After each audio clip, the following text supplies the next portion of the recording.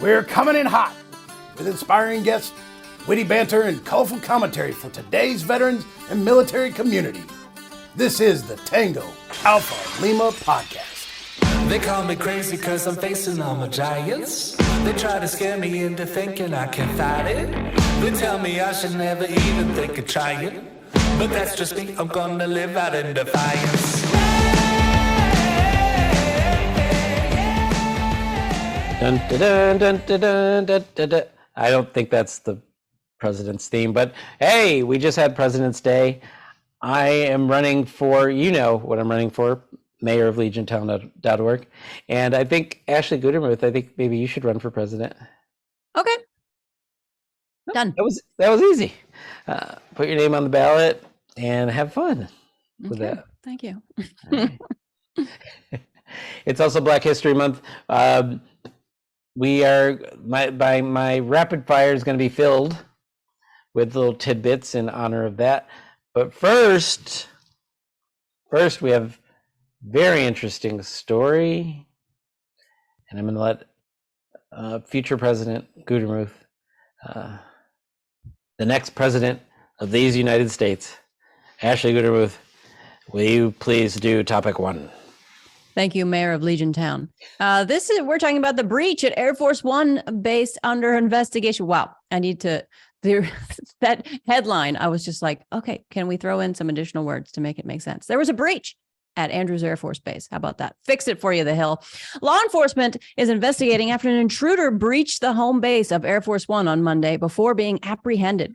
Joint Base Andrews said in a tweet that a man gained access to a base housing area at around 11:30 a.m. on Monday. A resident of the base opened fire at the man, and security arrived at the scene to arrest the intruder. It said no injuries or property damage were reported.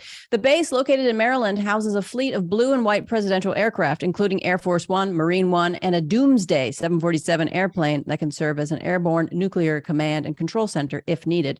The base was previously breached in February 2021 when a man passed a military checkpoint and got through fence-secure areas to get onto a C-40, the military's 737 equivalent aircraft that flies government officials. The man was arrested after a mouse ears cap he was wearing made an observant airman suspicious. An inspector general concluded that 3 major failures in security allowed the man to gain access to the C-40. One was a human failure from a security guard, allowing him to enter the base despite not having credentials that gave him access. Another was his ability to get through the fence undetected. And the third was his ability to walk onto and off a parked airplane without anyone questioning him, despite not having the required badge to gain access. Okay, first of all, let's back right up, all right? A resident of the base opened fire at the man, and security arrived at the scene to arrest the intruder. And who did it? Oh, a military spouse did it. Chief Bass, her husband, was like, I am not putting up with this. You get off my base. Who do you think you are? I love it. Taking it into our own hands, of course. Can you picture him with the Clint Eastwood "Get off my lawn" voice? Just get off my lawn. Get off my base. Cowboy hat. White t-shirt. There you go. I don't. Why does this keep happening, Andrews? I've been on Andrews Air Force Base. They checked my ID. I didn't have to sneak through a fence. I think that person might need to be. Well, it's weird.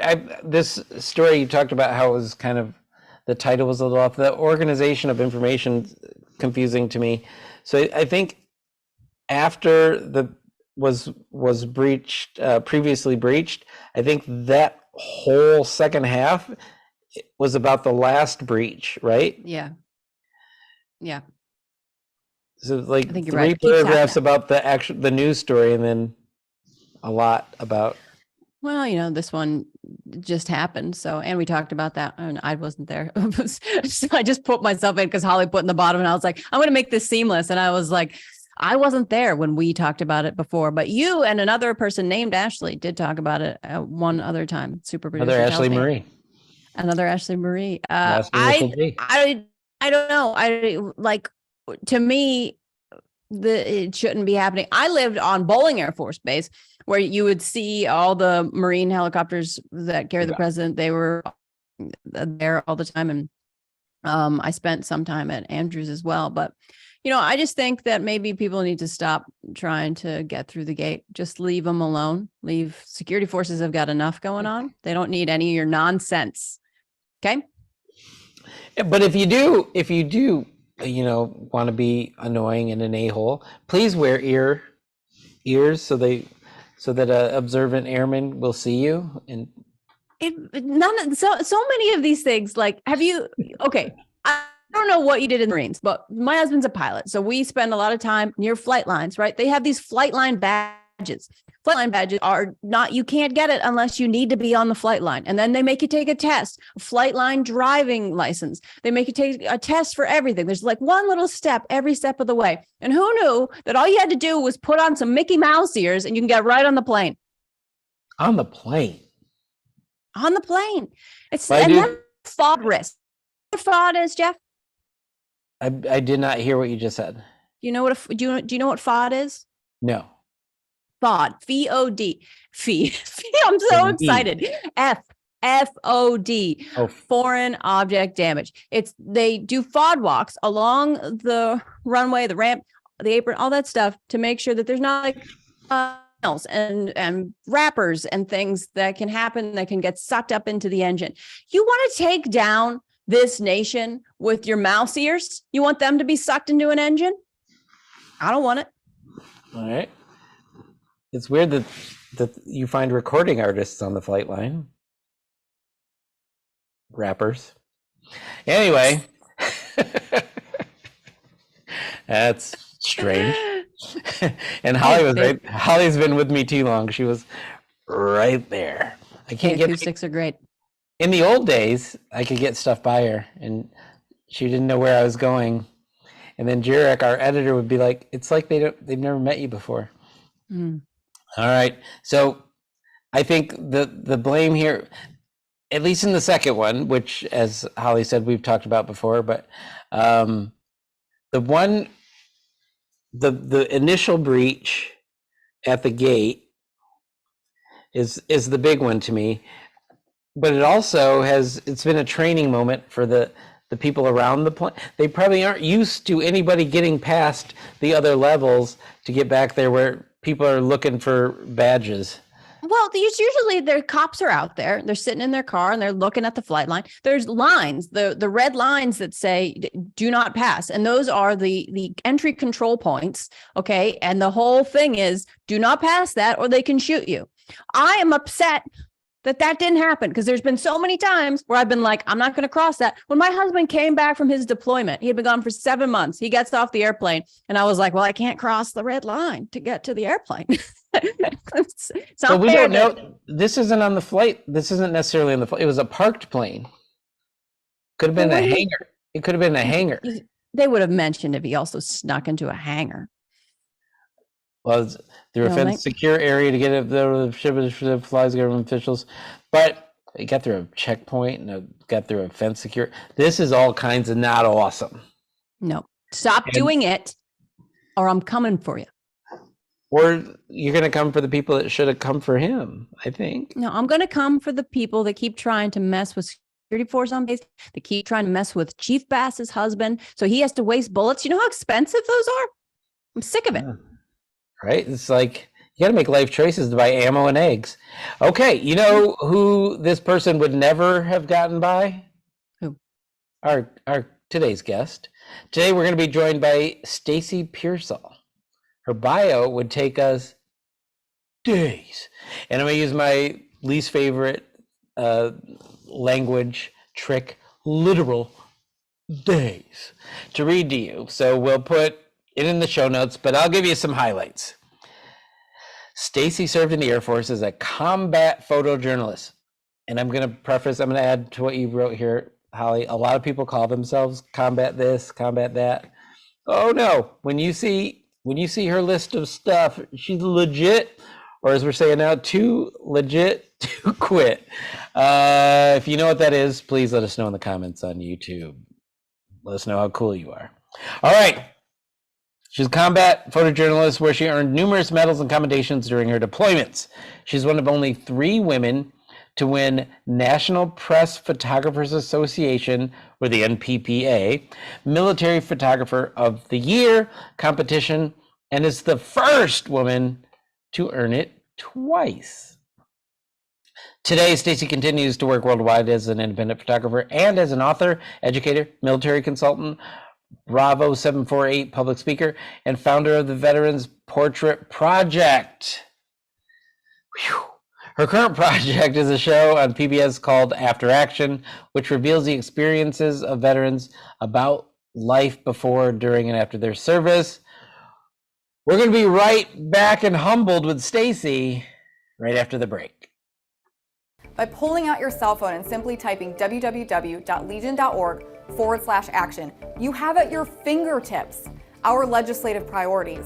With one press of a button, you can let your congressmen and your senators know what the American Legion wants to pass, and you can do it every single day. The power is in our hands. You just have to take the opportunity to use it. Welcome back, alphas and aspiring alphas, to the Tango Alpha Lima experience. We're here today with, I don't know how many titles that I can say in one show, so I'm just going to say the name and you're going to have to experience her for yourself. Stacy Pearsall, welcome to the Tango Alpha Lima experience. Hey, thanks for having me, Jeff. Appreciate it. All right, we're a little more risky, not risque, but we're a little more risky than PBS. So buckle up and get ready. Buckle up.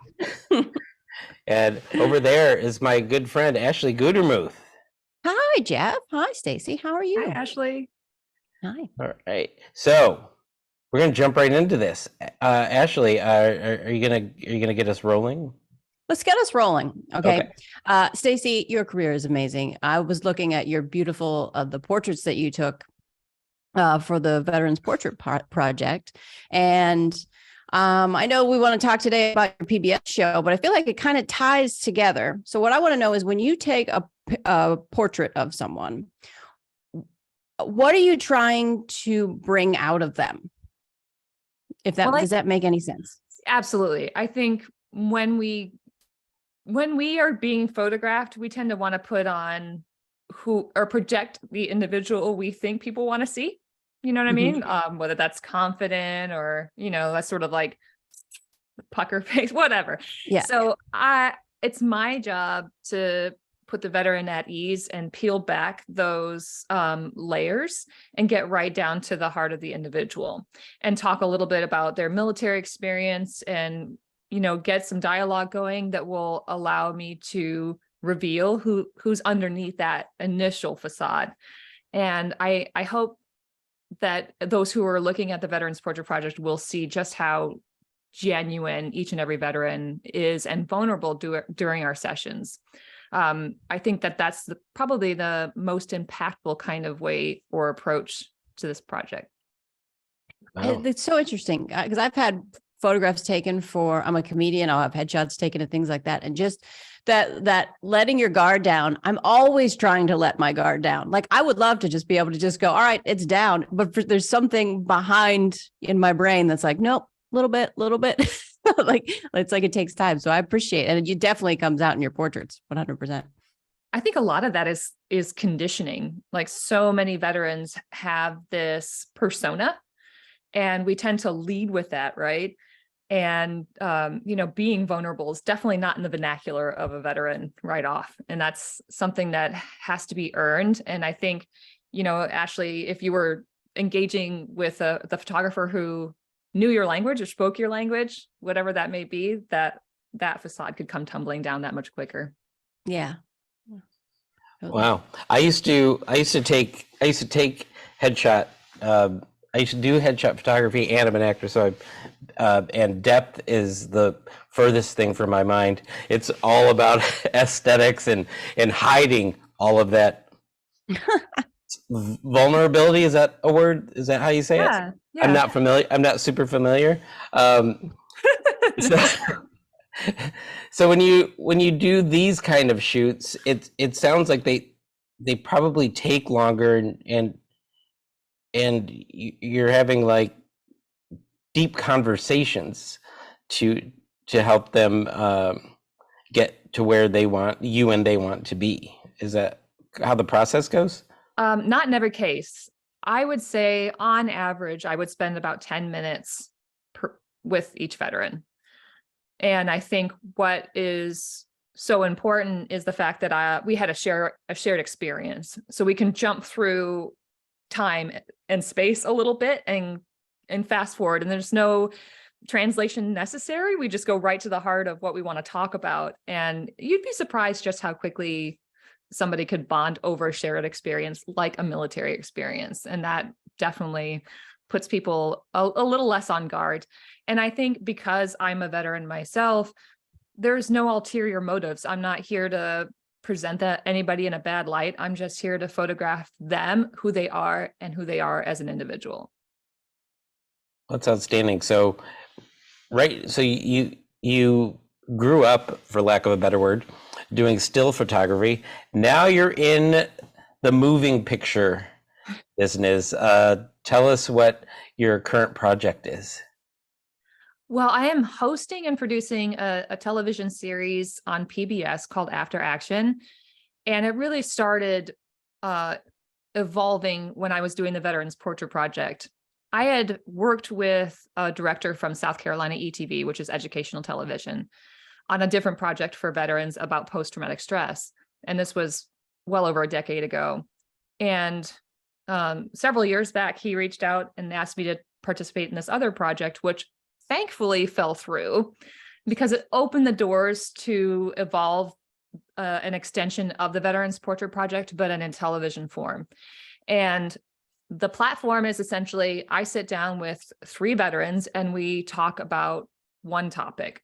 And wherever that conversation goes, it goes. And I think the purpose of it is because through the course of doing the Veterans Portrait Project, what I found was a complete disconnect in communication between veterans and those who love and support them. Oftentimes, veterans don't necessarily want to take the time to translate that military lingo, or maybe for some who've had maybe less than, or like, for better words, a combat experience that they don't want to traumatize their family members with, instead, so they'll internalize it. I think After Action is trying to achieve a more open dialogue and sort of lifting the veil on the military experience and explaining why we are the way we are, from conditioning and basic training, all the way down to the day we get out of service and become a civilian again, and how hard that transition can be. So anyway, After Action it's a way to bridge the gap that I saw over all 50 states, and hoping that this will lead to more fulsome conversation between veterans and their communities. That's good. All right. I love the title, actually. It seems like a perfect fit. The After Action, in my American Legion, so we still use it after every event.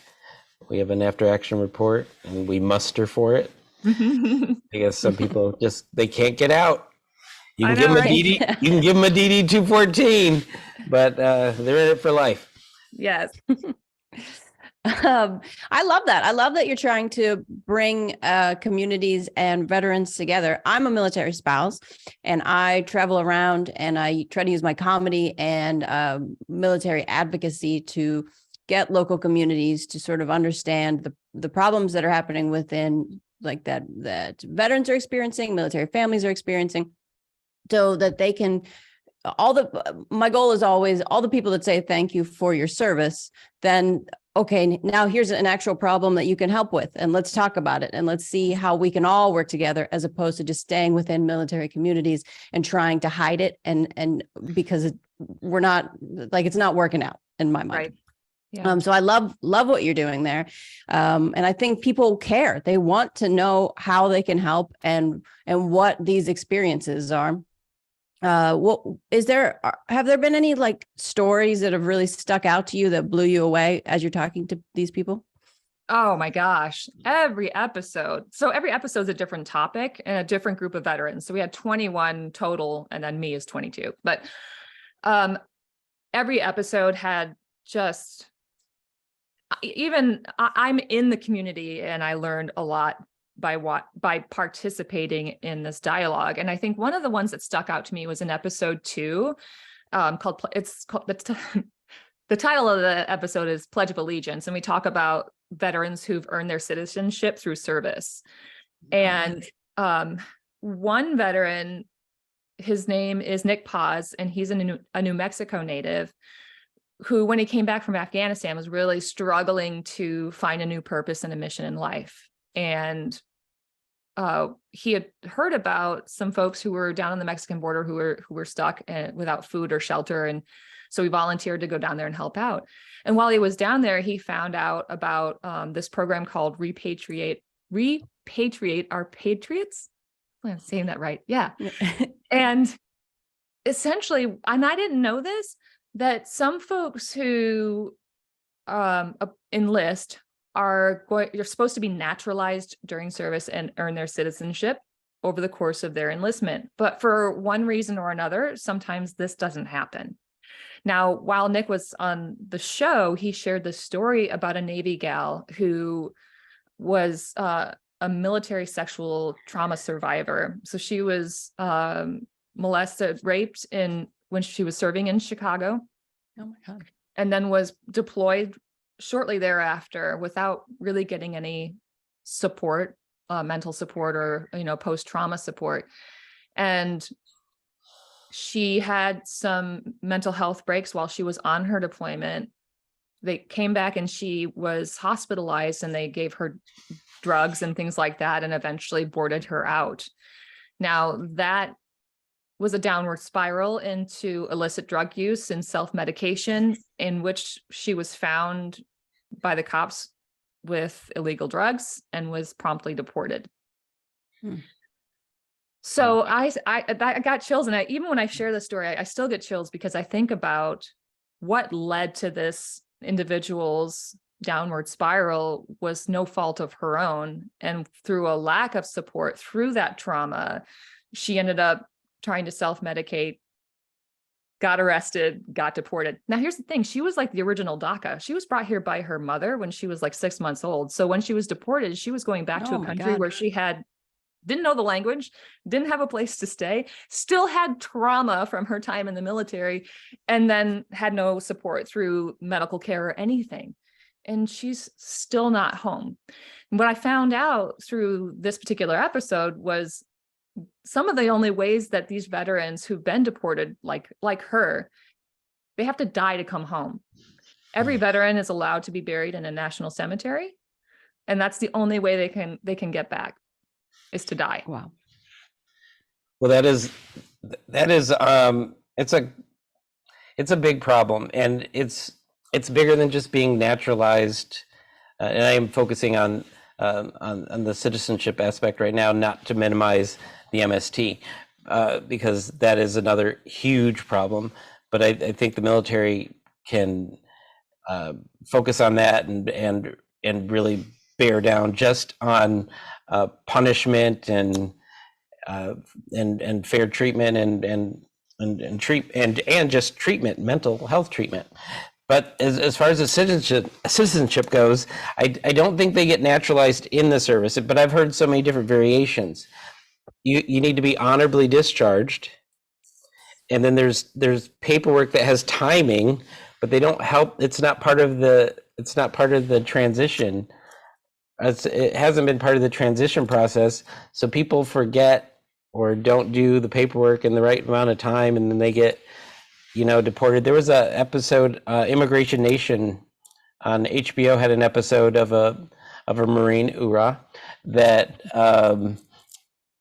went through a similar thing, and he actually, to get back in the country, he had to illegally cross the border to go to the state where he had a minor marijuana violation and begged to see the governor to get a pardon, risking jail just from sneaking back in the country. So it's horrific, and the American Legion, it's one of our legislative priorities. So I think this episode of your show is going to resonate a lot with our members, because it's one of the things that we're fighting for.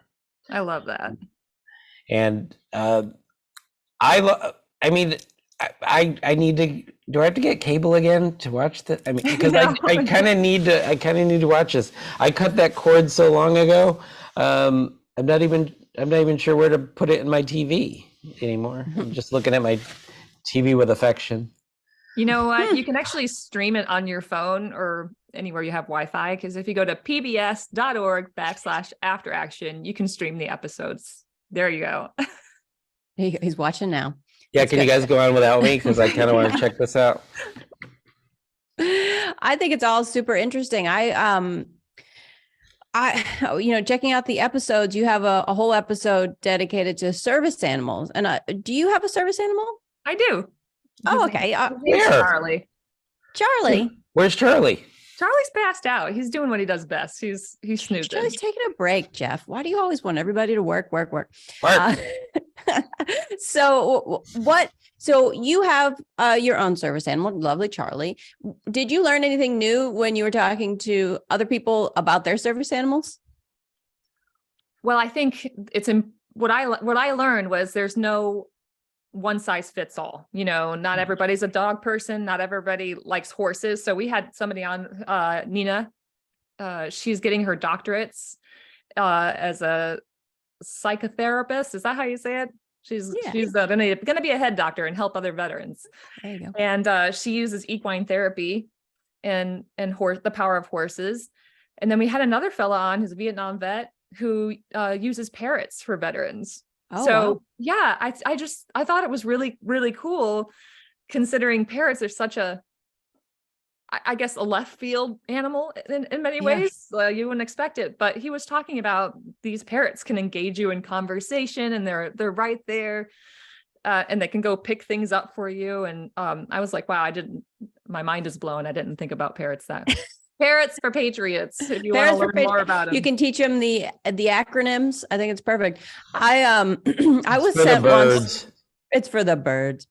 I was sent once to go check out one of the equine therapy places to see if it would work well for our base. And I think that they're great. They seem to work well for a lot of people, and people like horses. When I went though, they brought out their therapy horse and it bit me. And I was like, this isn't for me. I actually live on a farm and I have horses, so I could definitely appreciate what Nina's doing and where she's headed. Yeah, I think it probably it was like this person, the therapy it needs is a little tough love, is probably the intuition of that horse. You guys are, this Air Force thing, you have horses, whatever. On the Marine Corps base, we get the little horse that you got to put a quarter in and it goes around in a circle. And if you're lucky. If we're lucky. And on Tuesdays, you don't have to put the quarter in. That's how amazing it is. So speaking of Air Force versus Marines, you have books out, and people consume text from ink-stained tree carcass, and you have two of them. I do. What are those about? What are those books about? Well, the first one is called Shooter, Combat from Behind the Camera. And I put that one together as sort of a cathartic way to bookend my military career. The injuries I sustained in Iraq was really what led to my medical retirement. And I was trying to process a lot of emotions, and acknowledging the trauma surrounding my pictures and going back into my journals was a way for me to kind of say, okay, that happened. And then I had a lot of folks that I was mentoring that were women, and there a lot of what was out there in terms of sort of photographic education was more geared toward men. And so I wrote a photojournalist field guide, In the Trenches with me, Stacy Pearsall. Mm-hmm. Ugh, sounds so trite.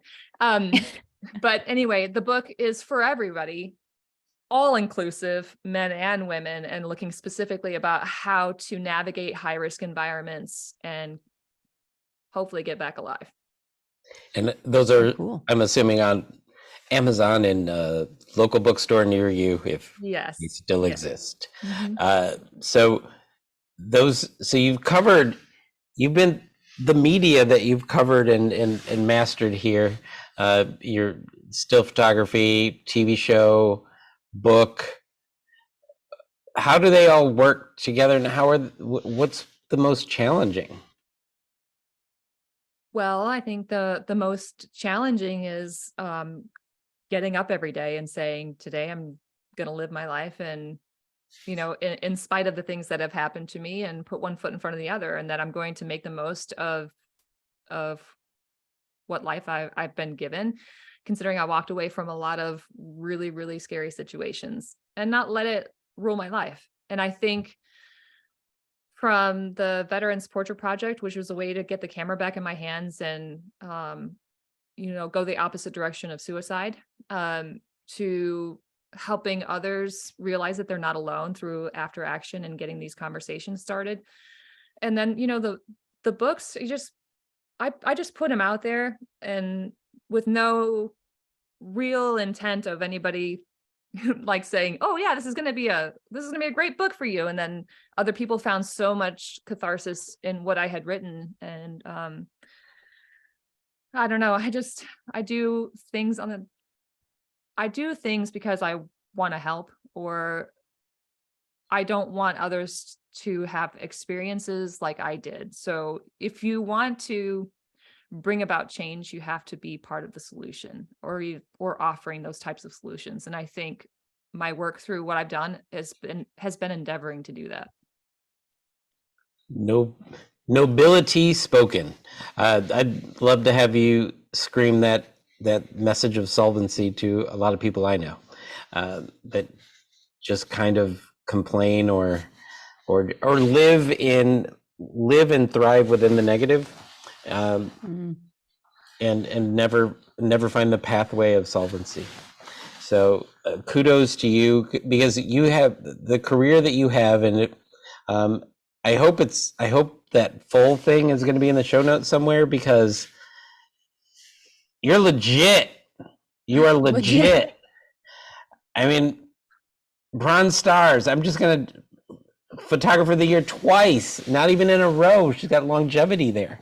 Military photography of the year, and so many. I mean, if you see the words valor, you see more than once. I mean, it's all over your bio, and yet the ego is non-existent, and you focus on other people, which is probably how you get a lot of these, focusing on helping others and just being a capeless superhero, which is always a shame. When we get you on Marvel, have a cape. When we get her on Marvel, we'll get her a cape. All right, fair enough. With a Tango off of Lima logo on the back, because yeah, we are always self-promoting. So on PBS, I'm just super excited. I'm super excited to see all of these. And you said before the show that one is already out, but do you have the whole season in the can? 5 are presently released. 5. And so they are released every Friday. We've got 2 more episodes that are going to drop. So you can binge the 5 that are out. I think once you get into the first one, you'll be like, yep, definitely going to watch the next one. So carve out 5 hours. Make sure that you get your popcorn and your notepad out to take some notes. And then give me a holler and let me know what you think, Jeff. Hey, you don't have to ask me twice. Ashley, what do you got? You got anything there? Well, so what I want to know is, all the episodes look great. I've checked them out on PBS. What do you want people to take away from your work here? What do you want them to, after watching it, to think about what you've created? Well, I think after action, I hope, changes how people not only view the veteran community, but what comes to mind when we think veteran. Because somebody like myself, who's a woman, definitely isn't, when you say veteran, isn't the one that pops into mind. And when people think disabled veteran, they certainly don't think of somebody who's able-bodied either, or able-bodied in appearance. So changing changing our way of thinking to be more inclusive and more open-minded. And the veterans who are on the show are a reflection of the military. It's so diverse, from all walks of life, every demographic. I think that also is a way to say, hey, the veteran community is more than just the tip of the spear we see in movies. You know, there's so many more people than that. And the experience is so much more vast than just a combat experience. You know, the simple act of enlisting and going through basic training changes an individual. And through these conversations and these really nuanced topics, I hope that it's a revelation for folks. Wow. I think you've done it. Your work is it's reminiscent of screenwriting to me, where they say show it, don't say it, and all of your work in imagery and images is likely resonating with your mission more than just people saying, oh, vets are good people who just had a rough, you should like them. But I mean, your images are really introducing that community to people. I want to kind of finish. I want to get your reaction to a quote. You may have heard it. I've lost friends to suicide and had my own battles. If this show saves one life, then it's been worth it. Do you know who said that? I did. You did. What is there anything in that quote that you want people to attach their psyche and their heart to?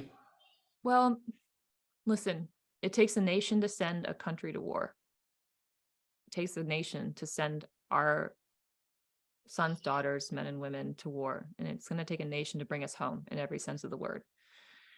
And it's our responsibility to do that as a community and do it together, whether you're a veteran or not. We are all American citizens, and all of us have that responsibility. And having lost friends to suicide, which is an extension of the war, it's like the war hasn't ended, and we need to find ways to end these battles through, whether that's through after action or American Legion events, or like Ashley's comedy routines, things like that. That's all of it counts. And again, I'll reiterate what you quoted. If we can save one life, then that'll have been worth it. Well, I think we have a Be the One ad there, super producer Holly. That's the American Legion's current campaign to battle the tragic pandemic of veteran suicide, which is also another priority. And I heard that it was brought up in the State of the Union as well. So veteran suicide is really at the top of mind. Love your quote, love your work.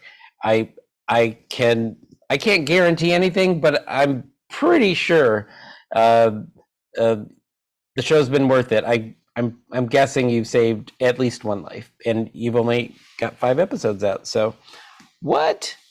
All right. Look at me here with Ashley and Stacy.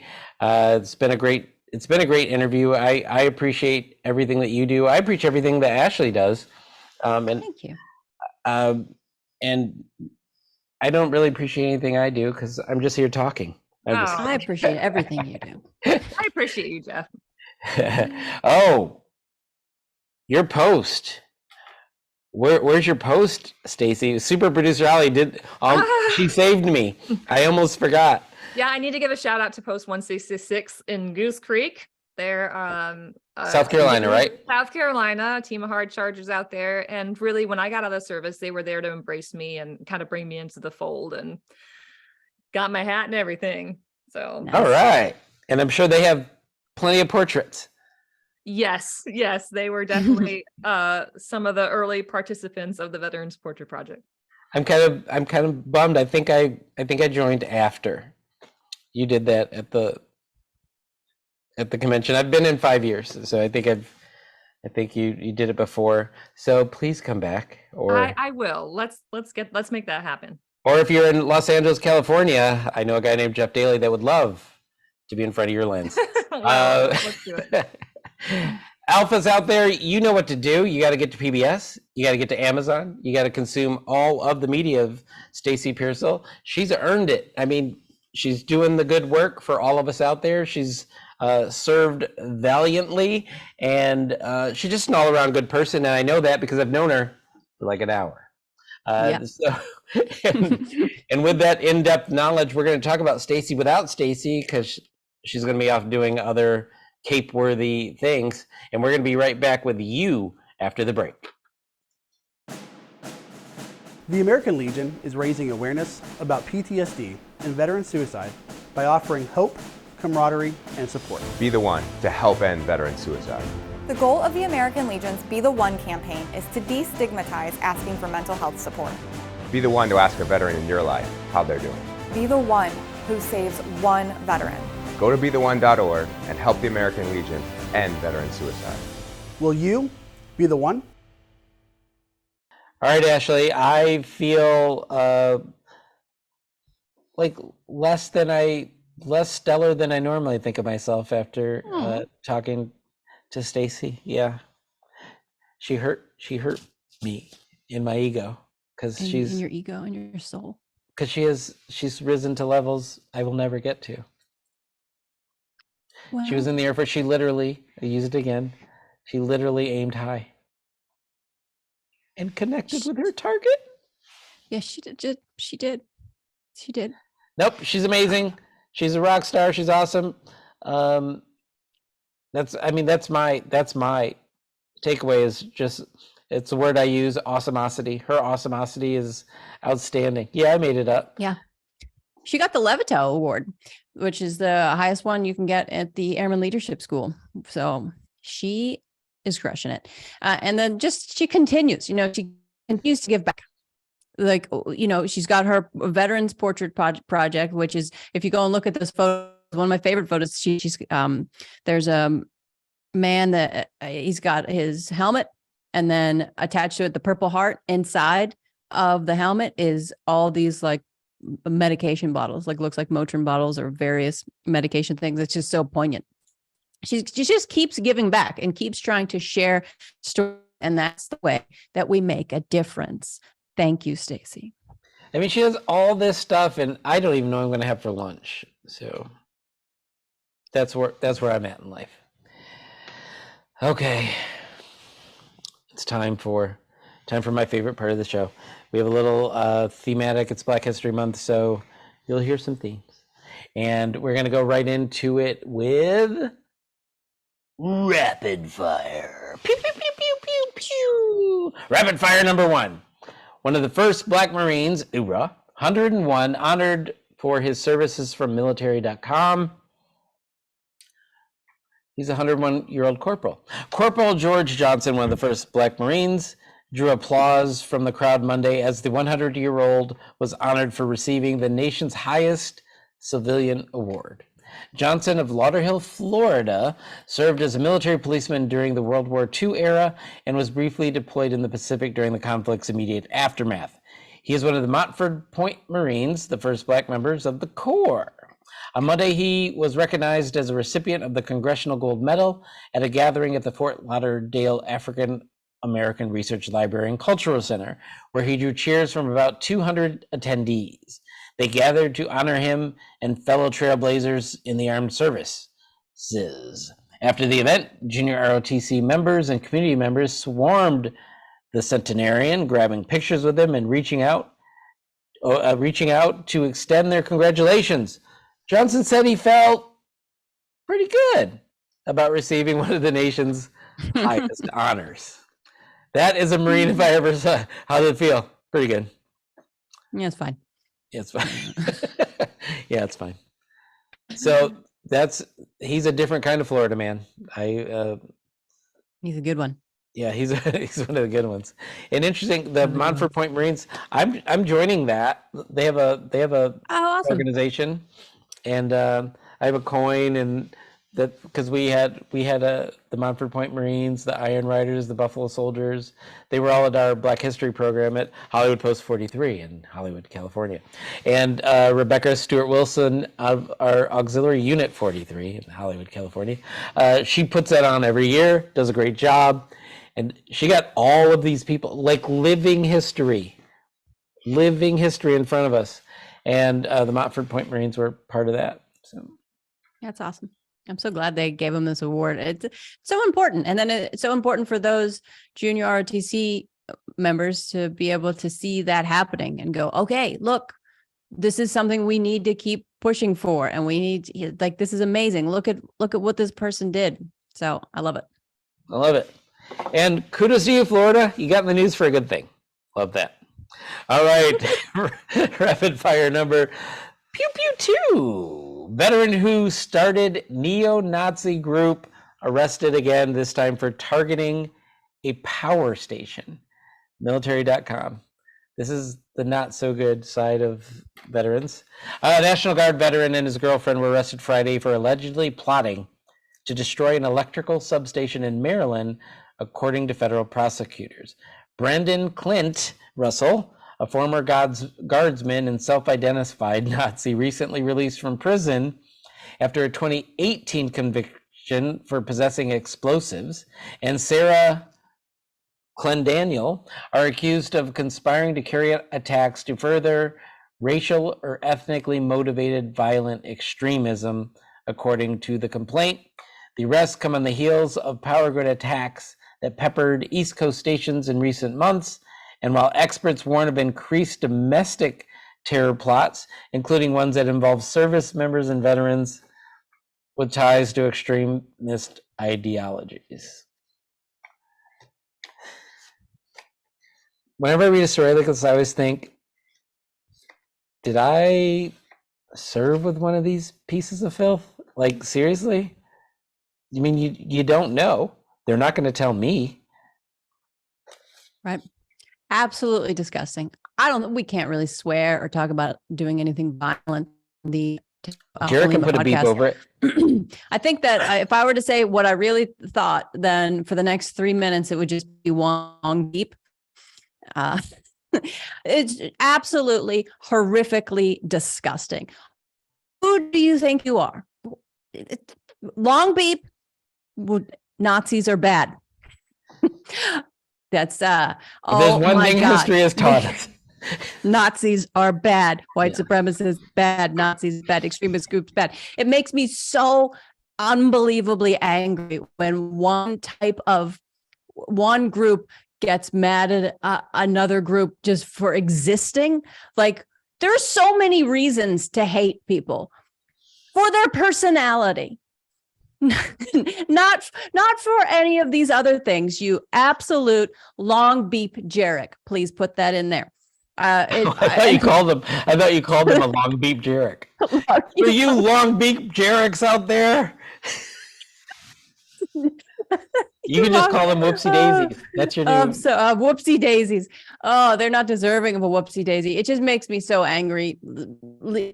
How dare you? How absolutely dare you? And then there's all these things that are happening. We talked to the cybersecurity person about how our electrical grids are so vulnerable. And then you're going to go do that to the United States. That's what you're going to do. Okay. Again, long beep Jarek.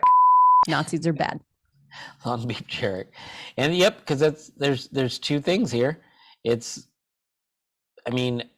Nazi activities and domestic activities, and what is probably a vulnerable thing for us are these grids, the electric grid, the interwebs, however they're connected together. That's all magic. I'd have to ask Al Gore. We get him on here as the inventor.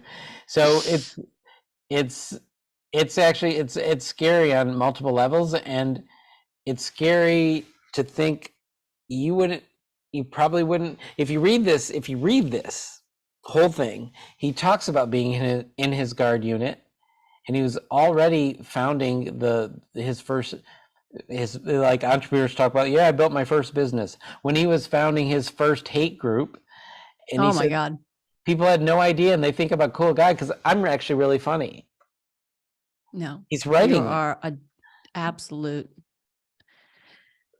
Piece of. Oh, All long right. beep, Jared.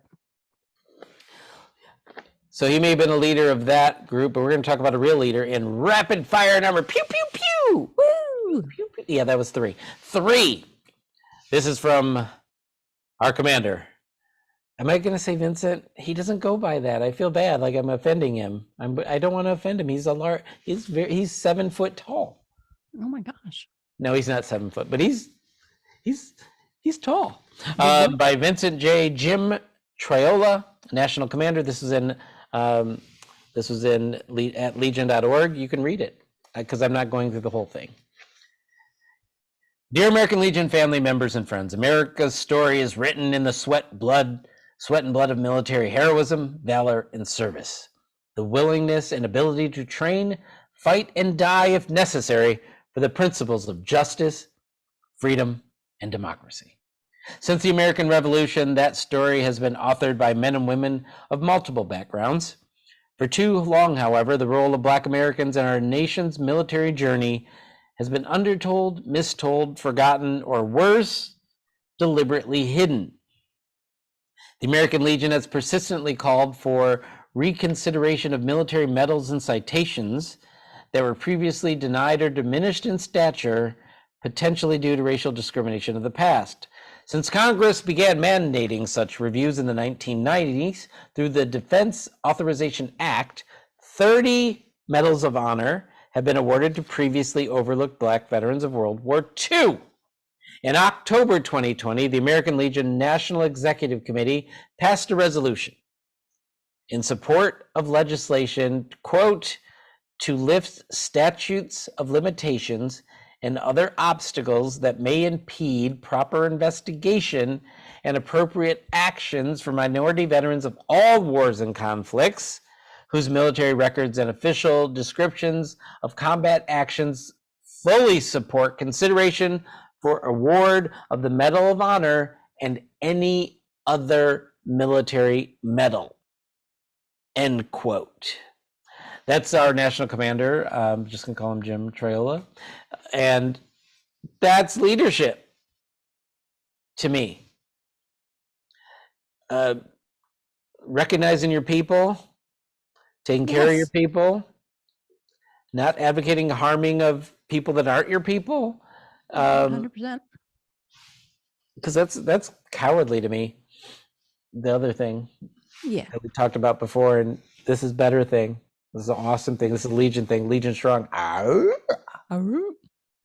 So kudos to the commander. Have you met the commander yet?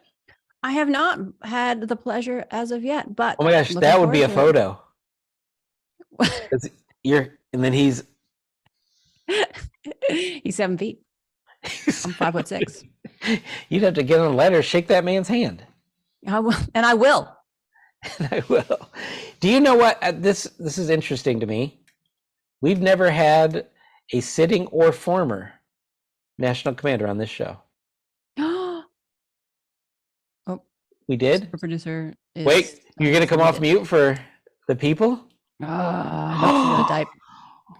Wait, hold on, ladies and gentlemen. This is big moment. Super producer Holly.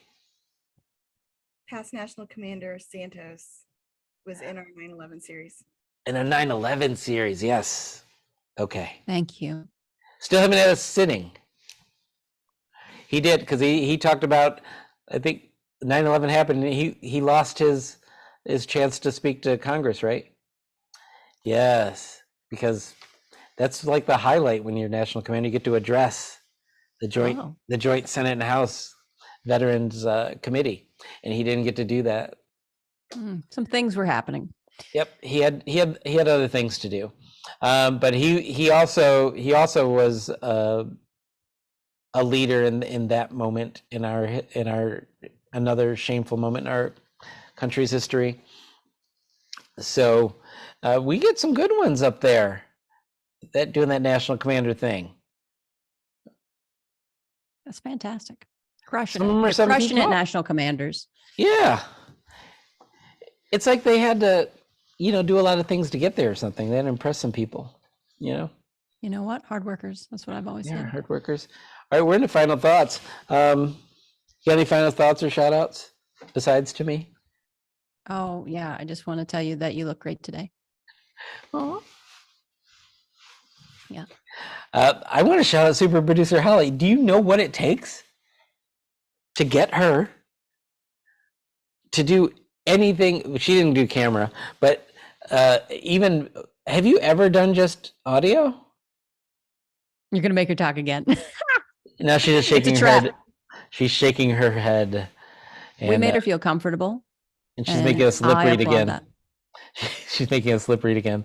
But I enjoyed that moment. And I will say I thoroughly enjoyed it. And it's embarrassing for me to have to admit that during our Black History program, I think I learned more things than things I already knew, which is not awesome. But the experience of learning it was awesome, especially from people who are so knowledgeable and devote a big chunk of their time towards that mission. All right, the point, I don't know what the point of something is to learn. She's typing. The point of the month, the point of Black History Month is to learn. Oh, the point of Black History Month is to learn. And learning, because learning is good. And learning good. Yep. So I'm gooder now that, I learned English. I am better now that I've gone through. You had that one semester of English. That one program. Thank you, Rebecca Stewart Wilson, for doing it. I guess I did have a shout out. Rebecca Stewart Wilson. And the Iron Riders and the Black Buffalo Soldiers and the Montfort Point Marines and everybody who was there. We had so many people. The department commander, the department auxiliary president, the former department commander, Hugh Crooks, was there. We had a lot of people show up for this, so it was amazing. Oh, Hugh Crooks, Holly gave you a shout out behind the scenes. She did that little fist to the heart. This my boy, Hugh. All right, before we devolve into utter nonsense, why don't you bring us back to sanity, Ashley? Let's bring it home, Jeff. Hey, guys, don't forget to subscribe to the Tango Alpha Lima podcast on YouTube, Apple Podcasts, Spotify, or wherever you consume podcasts. Please leave us a review and give us a big old 5-star rating. Otherwise, I'll train your pets to steal from your wallet and give it to someone you hate, so the world knows how much you love us. If you have a guest recommendation, go to legion.org/Tango Alpha Lima and click on the Suggest a Guest link. Thanks, everybody. All right. Thank you so much. And if you've taught us anything today, Ashley, you can hate someone for their what they've chosen to do with their life, but you shouldn't hate someone on conditions of birth. It's little Martin Luther King-esque, but kind of personality only. But kind of content of their character. You can hate them for that. Yes. Yes. 100%. Yes. Not a problem with that. Yes, I support it even. Thank you. Unless you hate me. No, of course not. They can't hate me. So thank you so much for being here again with the Tango Alpha Lima experience, because alphas, you are the alphas of all alphas, and I need you to go out and find more alphas so that we can do an alpha takeover of the mindset of this country to eradicate the nonsense that you heard, some of which you heard today, and only you have the power to do it. Yep, putting all that weight on your shoulders. And I want to hear about how you are getting along with getting along. But until then, I'm going to declare season 4, episode 147, mission complete.